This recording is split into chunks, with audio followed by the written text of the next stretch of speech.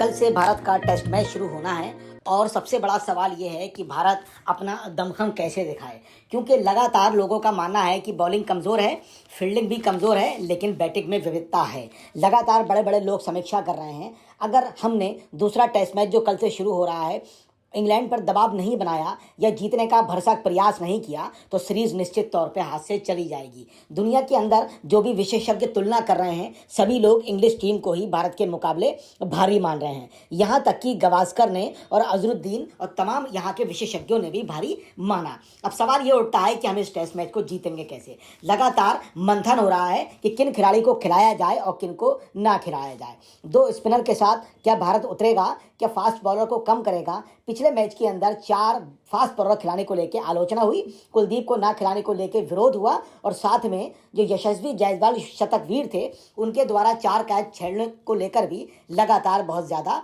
टिप्पणियां की गईं। बर्मिंघम के एडजस्टन में बुधवार से इंग्लैंड के विरुद्ध शुरू हो रहे दूसरे टेस्ट मैच में भारतीय टीम 2 स्पिनरों के साथ उतरेगी।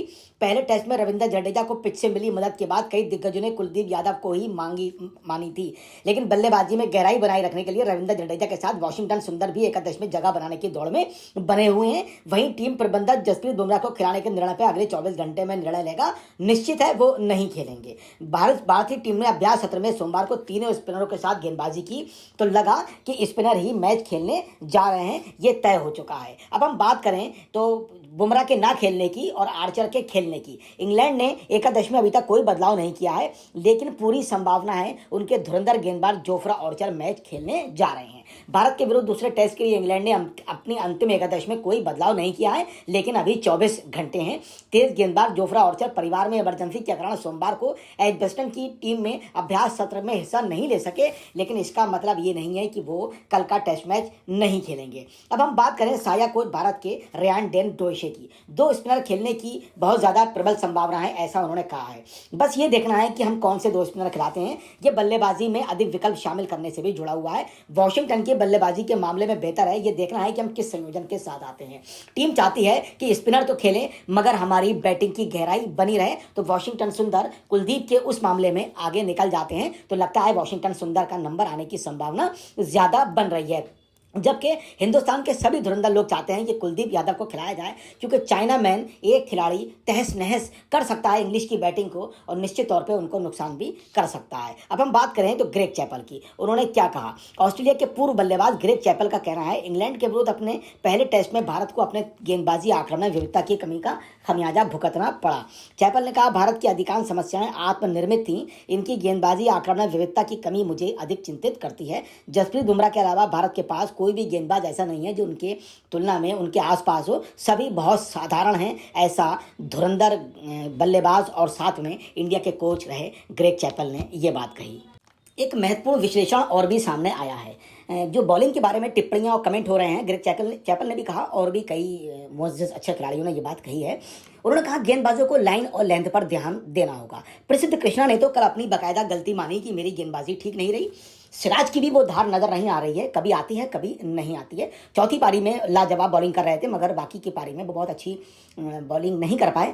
तो जो विशेषज्ञों ने बताया कि गेंदबाजों को लाइन और लेंथ पर ध्यान देना होगा। जसप्रीत बुमराह की अनुपस्थिति में अन्य 3 गेंदबाजों का अपनी लाइन और लेंथ पर नियंत्रण बनाए रखना महत्वपूर्ण है। बुमराह की अनुपस्थिति भारत को कितनी भारी पड़ सकती है, इसका नज़ारा लीड्स में पहले टेस्ट मैच में 65वें ओवर में 82वें ओवर के बीच देखने को मिला। जब इस तेज गेंदबाज ने गेंदबाजी नहीं की तब बुमराह ने 19 ओवर में 3 मिड 57 रन 0 विकेट के कुल गेंदबाजी विश्लेषण के साथ उच्च स्पेल का अंत किया।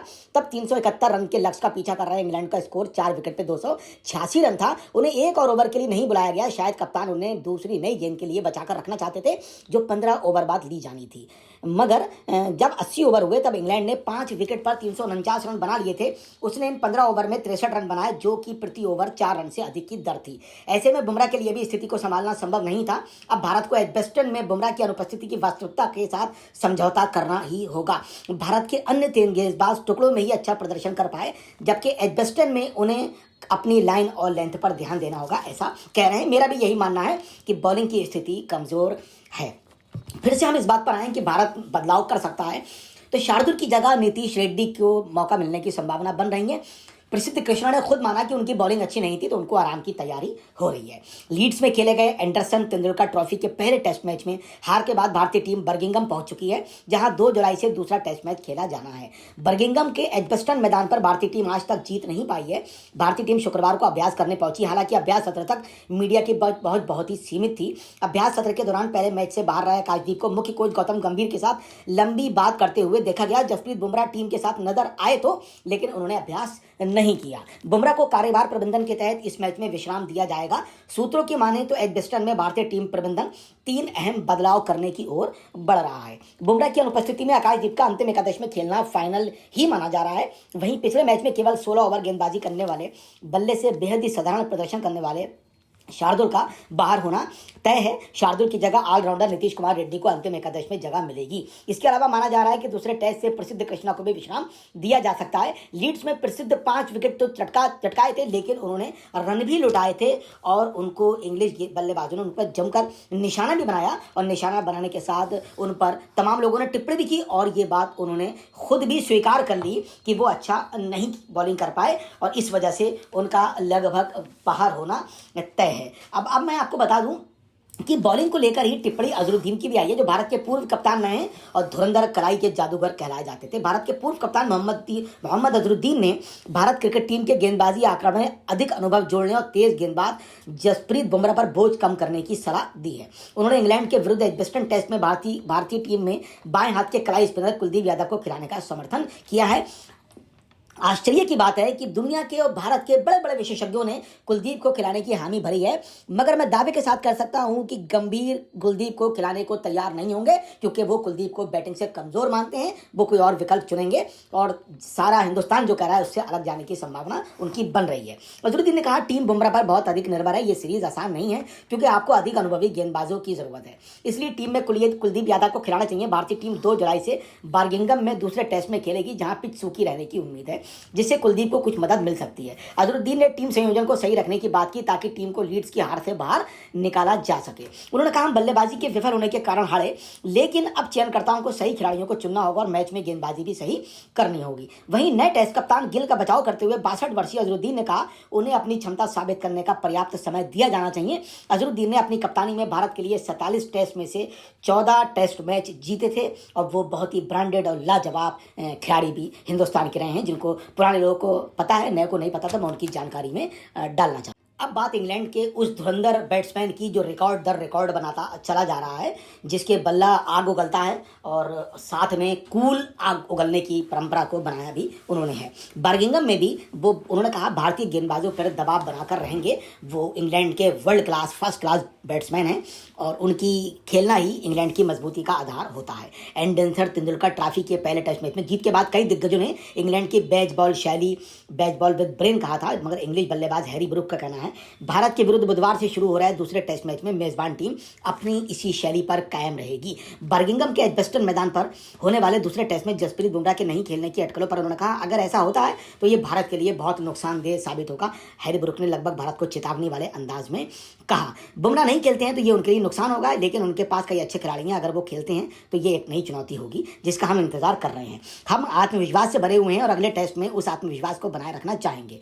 ब्रूक से जब पूछा गया पहले टेस्ट में बैच बॉल शैली में क्या बदलाव, क्या रणनीति के तहत था या परिस्थितियों के अनुसार, तो उन्होंने कहा, यह सब परिस्थितियों पर निर्भर करता है और इस बात पर कि बल्लेबाज अलग गेंदबाजों के कैसे खेलते हैं। पिछले सप्ताह हमारे लिए बुमराह बड़ा खतरा थे, लेकिन अब हमने उन्हें संभल कर खेला और दूसरे छोर से अन्य बल्लेबाजों ने जो रन बनाए, किसी और दिन हम उन्हें आक्रामक रूप से खेल सकते हैं। एजबस्टन में भी हम अपनी शैली पर कायम रहेंगे, ये ब्रूक ने चेतावनी दी और बुमराह के ना खेलने पर भारत को बताया कि वो कमज़ोर स्थिति में रहेगा।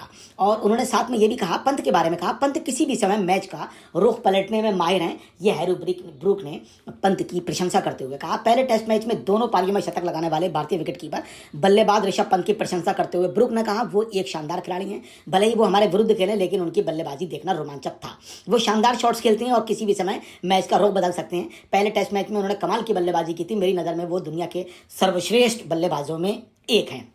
उन्होंने बताया कि जो मेरी सफलता है उसमें उन्होंने अपनी दादी की बड़ी भूमिका बताई। जब मैं 11 साल का था तब से मुझे यार्ड शायर के मैचों के लिए देश भर में ले जाती थी। उनका घर मैदान के ठीक पीछे था, इसलिए मैं वहाँ बहुत कम समय बिताता था। मैंने हफ्ते के कई दिन उनके साथ रहकर बिताए हैं। इन सब बातों का श्रेय उन्होंने अपनी दादी को ही। उन्होंने साफ तौर पर माना कि भारत के विरुद्ध जब खेलते हैं तो उसमें अलग तरह का दबाव होता है। भारत एक मजबूत टीम है, उनके पास बेहतरीन खिलाड़ी हैं, उनके फैंस दुनिया भर में मौजूद हैं। ये सीरीज थोड़ी लंबी होती है लेकिन हमारे टेस्ट को गंभीरता से ले रहे हैं। भारत की उन्होंने टीम की यहाँ पर प्रशंसा की और ये भी कहा निचले क्रम को पिछले मैच में आउट करने की वजह से ही हमें जीत मिली। जय हिंद, जय भारत।